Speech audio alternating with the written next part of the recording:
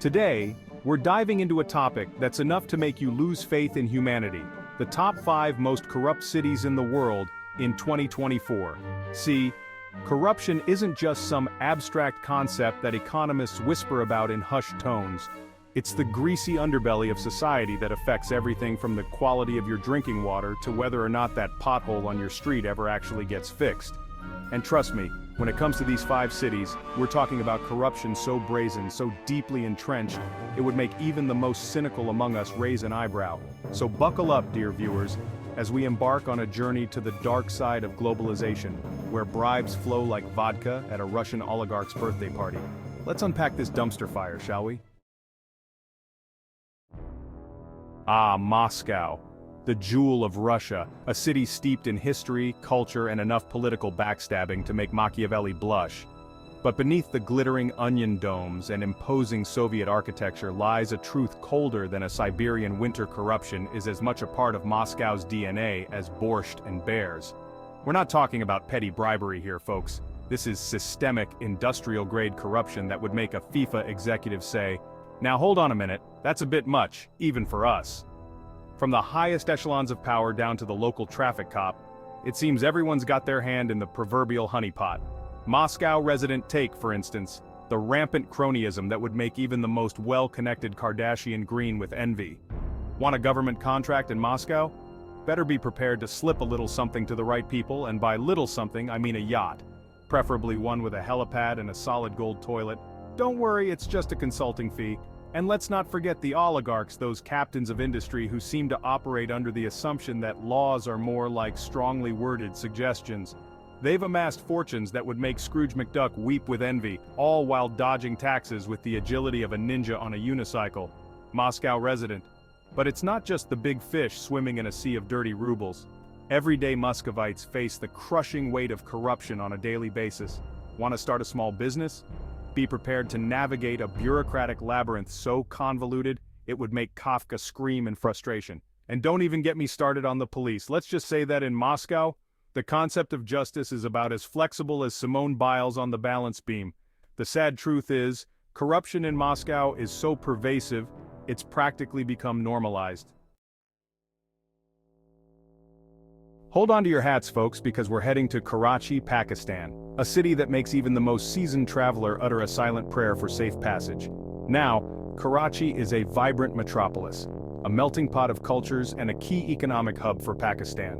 But let's be real, it's also a city where corruption is so deeply ingrained, it's practically woven into the fabric of society. We're not talking about your run-of-the-mill bribery here, folks. This is corruption on a scale that would make a mafia accountant break out in a cold sweat.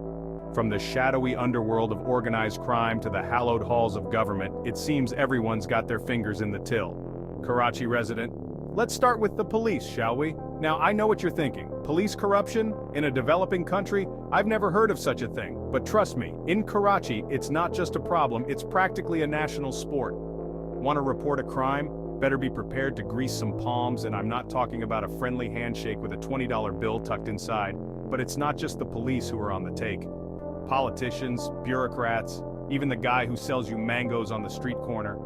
Everyone seems to have their hand out, demanding a little chai money. Karachi resident, this culture of corruption has a devastating impact on the lives of ordinary Karachiites. Businesses struggle to survive under the weight of endless shakedowns, while basic services like healthcare and education are crippled by graft and incompetence. Now, I'm not saying that there aren't any good people in Karachi trying to fight the good fight against corruption. There are, but they're often outnumbered, outgunned, and fighting an uphill battle against a system that seems designed to reward greed and punish honesty. Welcome to Baghdad, a city that's seen more than its fair share of turmoil. From ancient Mesopotamia to the rise and fall of Saddam Hussein, Baghdad has witnessed empires crumble and history being made. But today Baghdad faces a different kind of enemy. One that's just as insidious and destructive as any invading army. Corruption. Baghdad resident. Now you might be thinking, well yeah, after decades of war and instability, it's no surprise that corruption would take root. And you'd be right to a point. But what's happening in Baghdad goes beyond just a few bad apples. This is corruption so deeply embedded it's practically become part of the city's DNA. Let's start with the basics. Electricity. In most parts of the developed world, we take it for granted. But in Baghdad, a steady supply of electricity is about as common as a unicorn riding a roller coaster. Why? Well, it seems that the funds earmarked for infrastructure projects have a nasty habit of disappearing into the pockets of corrupt officials. Baghdad resident, and don't even get me started on the healthcare system. Hospitals are chronically understaffed, underfunded, and overflowing with patients. Basic medical supplies are often in short supply, forcing desperate families to pay exorbitant bribes just to get the treatment their loved ones need.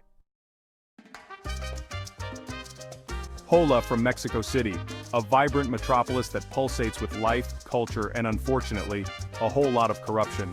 Now, Mexico City is a place of stark contrast, where ancient Aztec ruins rub shoulders with gleaming skyscrapers. But beneath this vibrant facade lies a darker reality, one where corruption is so deeply ingrained it's practically become a national pastime. Mexico City resident, we're not talking about your petty bribery here, folks. This is corruption on a scale that would make a drug cartel accountant reach for their rosary beads. From the highest levels of government down to the local police officer, it seems everyone's got their hand in the cookie jar. Or should I say, the churro cart. Want to avoid a speeding ticket? Just slip the officer a few pesos, or as they call it in Mexico, a little something for the road. Need to report a crime? Be prepared to pay a processing fee, which is basically a bribe by any other name. Mexico City resident. But it's not just the police who are on the take. Politicians, judges, even the guy who sells you elotes on the street corner. Everyone seems to have their hand out, demanding a little mordida. Welcome to Nairobi, the bustling capital of Kenya, a city that pulsates with the energy of 1,000 entrepreneurial dreams. But beneath the surface of this vibrant metropolis lies a harsh reality. Corruption is not just a problem, it's practically a national sport. Nairobi resident. Now, I know what you're thinking, corruption in Africa? I've never heard of such a thing. But hold on to your safari hats, folks, because in Nairobi, corruption isn't just a side dish, it's the main course, the dessert, and the after-dinner mint, all rolled into one. We're not talking about your petty bribery here, folks.